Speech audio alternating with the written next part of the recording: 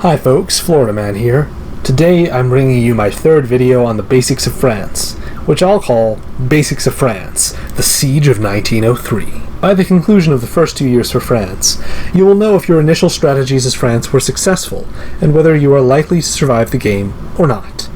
If you were deceived or unsuccessful in your initial efforts to gain allies, 1903 is the time in the game by which you'll be doing your utmost to emulate the porcupine. Curl up into a ball and fend off any would-be attackers with your quills. France is one of the strongest defensive powers, as it holds a corner position and enjoys natural dominance over Iberia, which makes this stance potentially tenable for a few years, with good defensive guessing. If you find yourself in the position of being besieged, your best chance to fight your way out of the corner that you find yourself in is to entice the Eastern powers, as mentioned in the 1902 video. If you were already under attack by England and Germany in 1902, then by 1903 there is some possibility they may be getting frustrated if they are failing to advance against you. The impatience of the other players is your strength here. Your best bet for flipping one of them against the other is that if one of them isn't making any gains from the fight against you, you can make the argument that it's because their ally doesn't care for their growth, or they're not fighting very efficiently.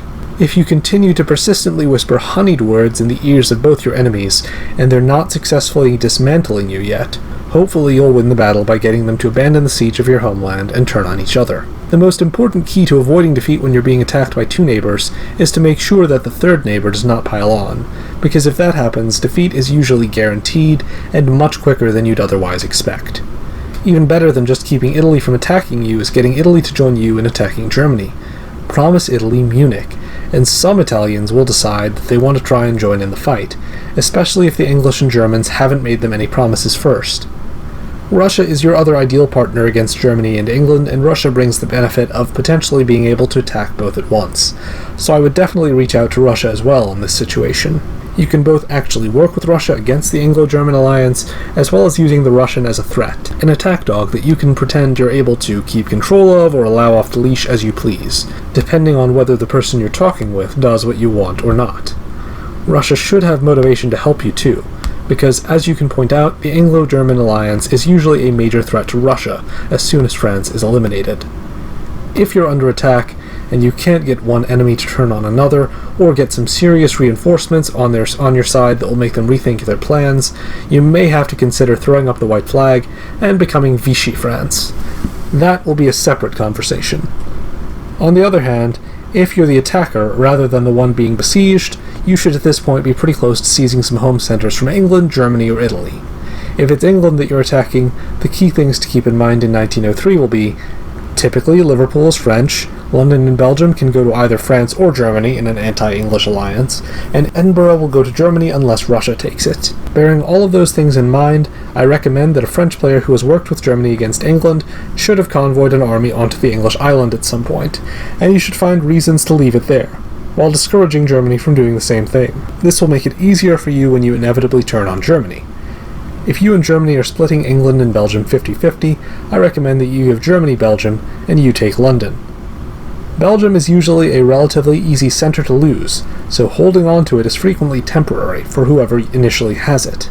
By contrast, London can be easily supported from Wales and the Channel, and it can exert an influence over the North Sea, which will make it easier for you to advance your front and move more units toward Germany when you inevitably stab them.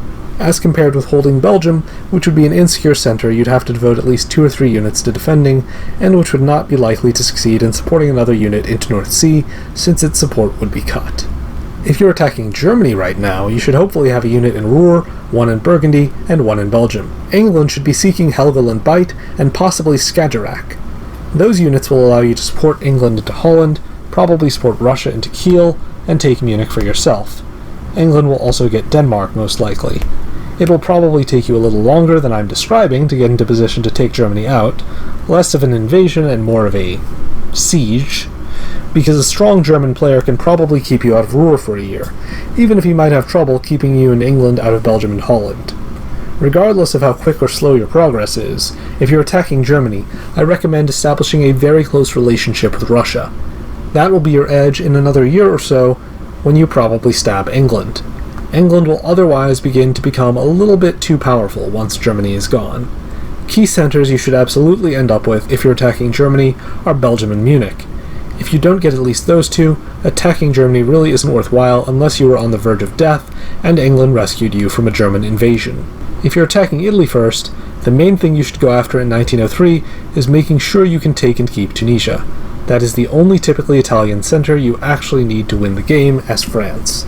And once you have secured that, if it's actually secure, you should probably be looking at attacking one of your neighbors in the west, rather than going deeper into Italy, unless Italy is absolutely determined to fight you to reclaim Tunis. Italy will probably have their own problems to the east, especially if you have persuaded Austria or Turkey to go after them as a way of weakening them for your attack. So you may end up defending Italy as a shield against them, if you're able to maintain a decent relationship with Italy despite taking Tunis. The key to making the determination of what to do with Italy after you've grabbed Tunis will be keeping open lines of communication with Italy and having a good read on the Italian player. I think this about sums up the possibilities for France in 1903. I hope you enjoyed this Basics of France video. If so, please show your appreciation with likes and comments, and subscribe if you haven't already. And if you want to support the channel beyond that, you can join the people whose names now appear on screen, this channel's patrons and translators. Whatever you do, stay tuned for the next video in the Basics of France series, which will be called The Battle of the Midgame. We want you for the Florida Man Diplomacy channel. Until next time, Florida Man out.